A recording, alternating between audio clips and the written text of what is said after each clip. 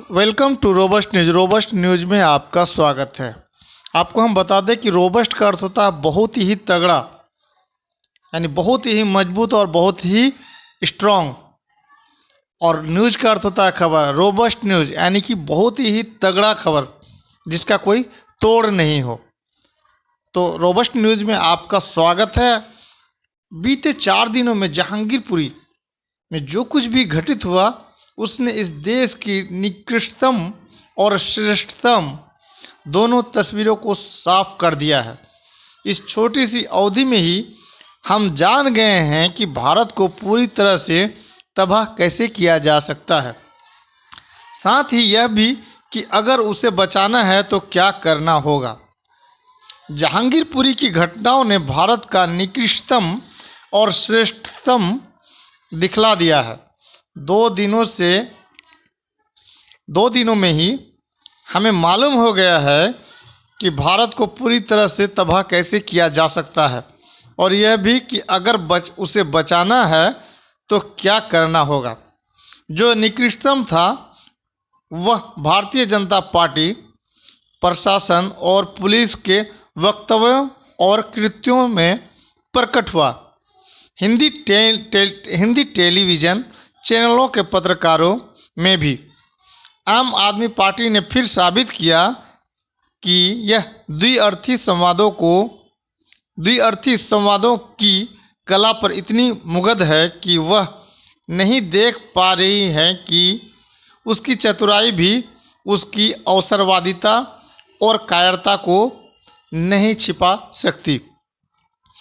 जहांगीरपुरी में हनुमान जयंती के दिन एक हिंसक भीड़ को उन गलियों से गुजरने दिया गया जिनमें ज़्यादातर मुसलमान रहते हैं। हाथों में तलवार, दूसरे धारदार हथियार, तमंचे लहराते हुए और मुसलमानों को गालियां देते हुए यह हिंसक भीड़ शाम की नमाज के वक्त मस्जिद के सामने हंगामा करने लगा।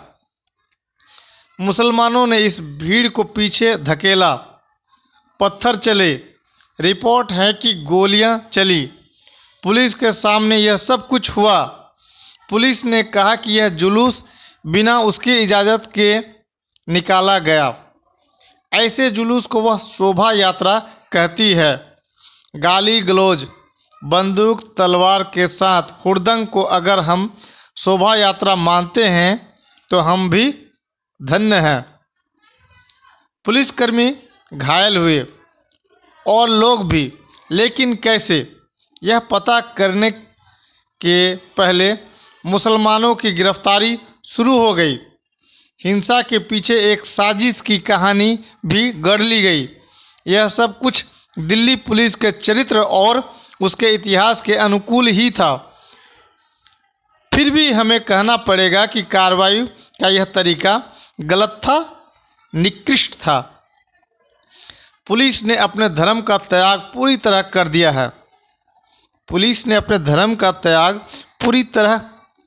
है। यह भारतीय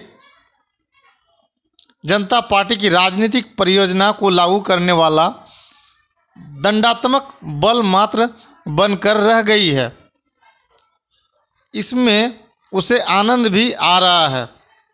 सारी प्रक्रियाओं को धत्ता बताकर मुसलमानों के खिलाफ द्वेषपूर्ण हिंसा में भाग लेना, बल्कि उसे कानूनी जामा पहनाना ही दिल्ली पुलिस का मुख्य काम रह गया मालूम पड़ता है। पुलिस ने इस हिंसा के बाद एक बार बयान जारी किया कि बिना अनुमति जुलूस निकालने के लिए उसने विश्व हिंदू परिषद के नेता को नोटिस जारी की। यह भी कि शायद इस अपराध के लिए एक जिम्मेदार नेता को गिरफ्तार भी किया है। पर तुरंत ही परिषद ने पुलिस को सार्वजनिक रूप से उसके खिलाफ युद्ध की धमकी दी। तुरंत पुलिस ने सफाई दी कि नेता से सिर्फ तफ्तीश के सिलसिले में बातचीत की गई थी। ऐसा करके उसने गुंडों के सामने अपना इकबाल खत्म कर लिया। इसकी उसे परवाह नहीं, बल्कि उनके दल भारतीय जनता पार्टी के प्रति उनकी वफादारी साबित करने का उसे संतोष है। भारतीय जनता पार्टी के नेताओं ने फौरन प्रचार शुरू किया कि जहांगीरपुरी में बांग्लादेशी और रोहिंग्या अवैध रूप से अतिक्रमण करके रह रहे हैं और इस हिंसा में उनका हाथ है। यह मांग भी शुरू हो गई कि अतिक्रमण हटाया जाए और इस मांग का उत्तरी दिल्ली नगर निगम ने तुरंत दिया।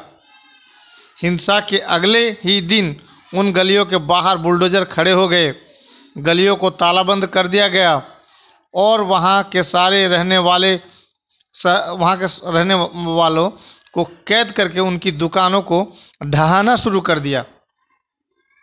शहर के वकील सक्रिय हुए, शहर के वकील एक्टिव हुए। उच्च न्यायालय और सर्वोच्च न्यायालय के सामने अर्जी लगाई कि इस अतिक्रमण विरोधी अभियान को फौरन रोका जाए। सर्वोच्च न्यायालय ने इस कार्रवाई को तत्काल रोकने का आदेश दिया, लेकिन मेयर और अधिकारियों ने खबर मिलने के बाद भी बुलडोजर नहीं रोके। इससे यह साफ हो गया कि वे मात्र अपना कर्तव्य नहीं निभा रहे थे और नाकानूनी व्यवस्था लागू करने की बाध्यता के कारण वे दुकानों, घरों और मस्जिद को ढहाने का काम कर रहे थे, जो कोई भी अपनी इच्छा से नहीं करना चाहेगा। लोग मजबूरी में यह करते हैं क्योंकि ऐसा उन्हें करना पड़ता है। लेकिन जब सर्वोच्च न्यायालय ने उन्हें रोक दिया, तब भी उन्होंने ध्वंस जारी रखा, बल्कि आदेश दिखाने के बाद भी कहा कि जब तक उनके हाथ कागज आधिकारिक तरीके से नहीं आता, वे नहीं रुकेंगे। इससे साफ हो गया कि यह मात्र मुसलमानों को प्रताड़ित, परेशान करने का बहाना था। इससे इस राजनीतिक दल का ही नहीं, बल्कि प्रशासकों के भीतर के निकृष्ट मुसलमान विरोध का भी एक और प्रमाण मिला। चूंकि अभी भी उन्हें प्रक्रिया की आड़ लेनी है, तो इस विध्वंस में हिंदू भी चपेट में आ गए, लेकिन इरादा साफ था। इस बीच हिंदी जनसंचार माध्यमों ने अपने भीतर के निकृष्ट मुसलमान विरोध का अश्लील प्रदर्शन हुआ।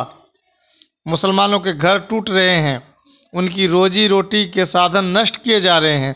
यह देखकर जो उछल रहा है, नाच रहा है, चीख रहा है, वह क्या इंसान भी है? पत्रकार होने की बात तो छोड़ ही दीजिए। यह निकृष्टता टेलीविज़न के पर्दों से हमारे घरों में गलाजात फैला रही है, लेकिन इसमें हमें मज़ा आ रहा है। इस घटियापन के बिना वह क्रूरता संभव नहीं थी जो भारतीय जनता पार्टी की राजनीति का स्वभाव है। घटियापन आम आदमी पार्टी के नेताओं के बयानों में था, जब उन सब ने कहा कि बांग्लादेशी और रोहिंग्या लोगों को भाजपा बसा रही है ताकि वह दंगा करा सके। यह भी उन्होंने कहा कि भाजपा गुंडों और लफंगों की पार्टी है, लेकिन इससे उनकी चतुराई छिपाई नहीं छिपती। उनके बयान में बांग्लादेशी और रोहिंग्या के बहाने मुसलमानों के खिलाफ घृणा प्रचार है, लेकिन वह समझने वाले सब समझ रहे हैं। आम आदमी पार्टी की यह चतुराई इसलिए और भी क्रूरतापूर्ण है कि वह जिन्हें बाहरी कह रही है, वे उसके मतदाता रहे हैं। उनके बल पर वह सत्ता में आई है और अब उनका इस्तेमाल करके वह मुसलमानों के खिलाफ पूर्वाग्रह और घृणा को और गाढ़ा कर रही है। उसके समर्थक यह कहकर उसकी वकालत करते रहे हैं कि वह हिंदू भले ही दिखे, मुसलमान विरोधी नहीं, लेकिन उसके हर बयान से जाहिर होता है कि वह मुसलमानों के खिलाफ घृणा का खुलकर इस्तेमाल करती है। यानी बिना मुसलमान विरोधी घृणा के हिंदूपन संभव नहीं, यह साबित किया जा रहा है। और भले आपके समर्थक हों, मुसलमानों की बलि चढ़ाने में उसे संकोच नहीं। ताकतवर लोगों के इस तमाम घटियापन और क्रूरता के बीच हमें इंसानी भलाई और श्रेष्ठता के सबूत मिले। जिन गलियों में हिंसा हुई थी उसमें रहने वाले हिंदुओं और मुसलमानों ने एक दूसरे का साथ नहीं छोड़ा। हिंदू औरतों और मर्दों ने खुलकर कहा कि यह हिंसा उस लफंगों की भीड़ ने भड़काई थी जिसे पुलिस शोभा यात्रा कह रही है। हिंदुओं ने अपने पड़ोसी मुसलमानों को दोषी मानने से इनकार कर दिया। मुसलमानों ने भी अपनी नागरिकता का दावा इस हिंसा के बावजूद बरकरार रखा। राजकीय हिंसा के सामने ऐसा करने के लिए खासी हिम्मत चाहिए। वह हिम्मत असाधारण नहीं है, यह जहांगीरपुरी के निवासियों ने बतला दिया है। इस निकृष्टता के बीच ऐसे वामपंथी कार्यकर्ता थे जो इन गलियों में मौजूद रहे पहले दिन से। अगले दिन जब बुलडोजर रुक नहीं रहे थे तो मार्क्सवादी कम्युनिस्ट पार्टी के बृंदा क्रात और हन्नान मुल्लाह वहां पहुंचे और बुलडोजर के सामने खड़े हुए। कोई कारण न था कि वे वहां जाते। संसदीय राजनीति के घटिया तर्क से उनके वोटर यहाँ नहीं हैं। अगर कोई यह आरोप लगाए कि वे बंगाल को ध्यान में रखकर ऐसा कर रहे हैं तो इससे उसका घटियापन जाहिर होता है। बंगाल में चुनाव हो चुके हैं और इस अच्छाई की स्मृति बंगाल की व्यवहारिक बाध्यता के आगे याद रखी जाएगी, उसमें शक है। निश्चय ही माकपा के नेता किसी फायदे के लिए यह नहीं कर रहे थे। और उन वकीलों को याद रखिए जिन्होंने अदालतों दरवाजे खटखटाए। यह सब कुछ वह है जिसके सहारे हम उस निकृष्ट क्रूरता से लड़ सकते हैं जो हमें दलदल में घसीट रही है। खबर कैसी लगी? चैनल को सब्सक्राइब करें, कमेंट में अपनी राय दें। एक बिल्ली अपने बच्चे को 7 दरवाज़ा दिखाती है, तब जाके बिल्ली का आँख खुल जाती है, बिल्ली देखने लगता है। इन भारतीय मुसलमानों की आँख कब खुलेगी, ये आप कमेंट बॉक्स पर लिख सकते हैं। आपका दिन शुभ रहे। Thanks audience, thanks listener.